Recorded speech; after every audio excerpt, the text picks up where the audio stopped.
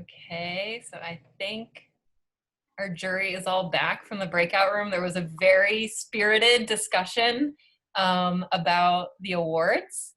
So I think, let me screen share. Who is up first? 1 second. Okay, so first we have Brad, who's going to announce the award for Brooklyn Collaborative Study for Rosalind's design. Rustin, we especially loved how much you did that survey, got such good information, you know, didn't only use your own experience, but reached out to your community and got a lot of other perspectives, and then really followed through to bring those perspectives into your design in just a clear way that we're really confident everyone would recognize. And that is like just the real ideal of doing participatory or community planning and design work. So we were just blown away by that. And so we are giving you the award of Best Community Process. Oh, Community Engagement. All right, excuse me. Best Community Engagement. Yay, and very well deserved. Thank you. Congratulations. Thank you. Okay, and next we have Shino, who's going to present Sania's award. We were so impressed by how you focused on the needs of people and their emotional well-being. And we felt that it was particularly timely now with what's happening with the pandemic and Black Lives Matter. So we were very impressed by the creativity and the humanity of your approach to this project. And we wanted to give you the award of the most poetic award. And thank you so much for thinking of how nature is important to people's mental health and how nature can actually heal our spirit, our minds. So it was a wonderful and beautiful and very poetic project you did, Sania. Thank you. Thank you so much. Okay, so next we have MS447 and Zaria's award. And I'm sorry, I did not write down who is going to present Zaria's award. That's me, Mikkel. Mikkel, thank you.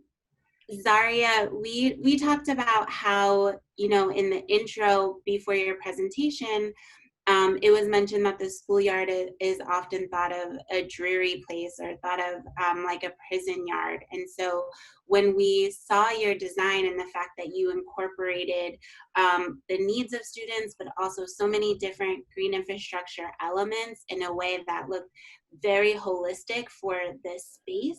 And we were so impressed by that. And so we are giving you the most transformative design award, and just want to say congratulations for really thinking about this space and using such an inspiring model to really make a difference in the space itself. So congrats. And next we have Michaela, who's going to present Caitlyn and Olivia's award. Yes, so we really talked a lot about how you created a space that would bring people together and created a design that really invited different types of use and really built a sense of community. And so with that in mind, we are giving you the award for Most Thoughtful Placemaking. Congratulations, and thank you so much for sharing your work with us. Awesome, thank you. And last, we have the award for Taryn and William, and that's going to be presented by Nick. Yeah, so thank you. We, the jury had a great discussion on the project that you guys created, and I think what really jumped out to us was just how impressive and how thoughtful your process was in researching all of the different stormwater techniques and how to deploy those in a really small space in a really efficient way. And so for all of that, we decided to give you guys the award for as stormwater gurus.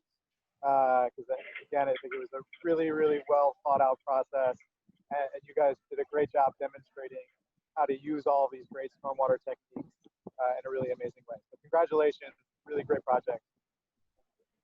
So congratulations, everyone. I think we're going to end. I think Brad is going to end with some words of encouragement and inspiration for us all. Well, this was really extremely hopeful, I have to say. You know, this has been this is a moment with a lot of different kinds of pain, like just the challenges of losing this semester of school and having to adapt to doing all your work online, and like what a frustrating and challenging educational experience it's been.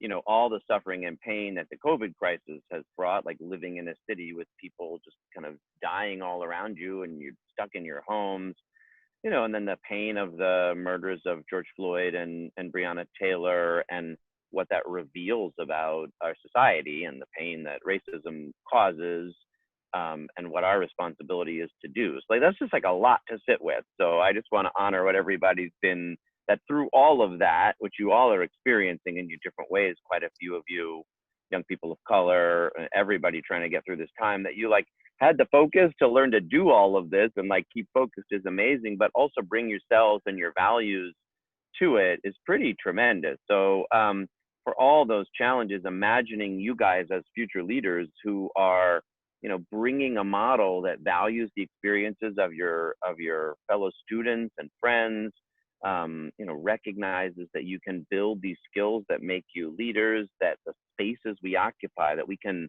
transform, you know, spaces that feel like prison yards into spaces that feel like playgrounds by listening to people and like showing up and doing that work together. It's pretty powerful. So I feel very hopeful. I mean, I'm grateful for you guys for doing that work. I'm grateful for you for sharing it with us, for being reflective about it. The city that you guys can build is one that looks like those drawings and the teamwork and the processes you have. And that's pretty fantastic. So I'm feeling very grateful for the work. And really, I don't know if my words are supposed to be what's inspiring, because it's your work that has inspired me today. And I'm just really, really grateful for it. Thank you. So I think what we're trying to say is, students, we believe in you 100% to lead us into the future, to build a more resilient city, and we're behind you. We're not going to let you do that alone. So as you emerge in your leadership roles, we'll be right there with you, supporting you. So I want to do some thank yous. So I'm just going to, give me 1 second so I can share my screen. So we want to thank all of our teachers and our students for participating, their amazing work. A round of applause. Hard to applause on Zoom, but and for MS88, who couldn't be here at this final event this year, but their students are still working on projects later this June, so we're going to be excited to be able to share their work as well. So one really awesome thing about your work is that the New York Hall of Science and American Society for the Landscape Architecture New York chapter is going to be sharing your projects through social media to tens of thousands of followers across New York City and the world. So we want to put your ideas out there to a wider audience. We're really excited that so many people could hear today your proposals, and we want to make sure that it gets out there. So we want you to know that.